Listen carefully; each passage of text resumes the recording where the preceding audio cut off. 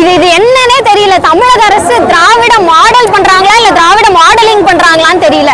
நியாயத்துக்காக பேசினா அரெஸ்ட் பண்ணி கூட்டிட்டு போயிட்டு இருக்காங்க. எங்க பொதுச் செயலாளர் எப்பதான் இப்ப வெளியில வருவாரு? என்ன நாங்க பெருசா தப்பு பண்ணிட்டோம்னு எங்களை வந்துட்டு எனக்கு புரியல. நாங்க தமிழக வெற்றி கழகம் மக்களுக்கு நல்லது மட்டும் தான் பண்ணிட்டு இருக்கோமே தவிர பெண்களோட சேஃப்டிக்காகவும் முன்னேற்றத்துக்காகவும் பேசுறோமே தவிர வேற எதுக்காகவும் கிடையாது. நல்லது பண்றதுக்கு இங்க எங்க காலமே இல்லாம போயிடுச்சு. எப்ப பெண்கள் சேஃப்டியா வந்துட்டு நாங்க வெளியில வருவோம்? நானும் காலேஜ் படிச்சிருக்கேன் தான். இப்படி ஒரு காலேஜ்குள்ளே இந்த மாதிரி அசிங்கம் எல்லாம் நடக்குது. என்னது இது?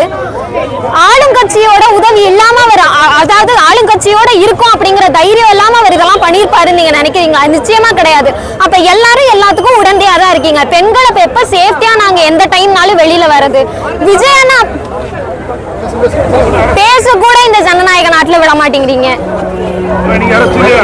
எங்களுக்கு தெரியல. எங்க பொதுச் செயலாளர் எப்ப விடுவிக்கப்படுவார்னு எங்களுக்கு தெரியாது. அது வரைக்கும் நாங்க இந்த போராட்டத்தை கண்டினியூ பண்ணிக்கிட்டே தான் இருப்போம். எந்த வித தடங்களும் இல்லாம கண்டினியூ பண்ணிட்டு தான் இருப்போம். குற்றவாளியை அரெஸ்ட் பண்ணி நீங்க என்னைக்கு தூக்கில போடுவீங்கன்னு உங்களுக்கு தெரியல. அப்ப திராவிட முன்னேற்ற கழகம் வந்துட்டு என்ன பெண்களுக்கான ஆட்சி பெண்களுக்கான ஆட்சின்னு சொல்றீங்க. என்னைக்கு பெண்களுக்காக ஆட்சி பண்ணுவீங்கன்னு எங்களுக்கு தெரியல. அடுத்த கட்ட போராட்டம் எங்களுக்கு தலைமையில இருந்து என்ன சொல்றாங்களோ நாங்க அதை நிச்சயமா பண்ணுவோம். பெண்களாகிய நாங்கள் என்னைக்கு பெண்களுக்காக நிற்போம். என் பேர் வைஷ்ணவி.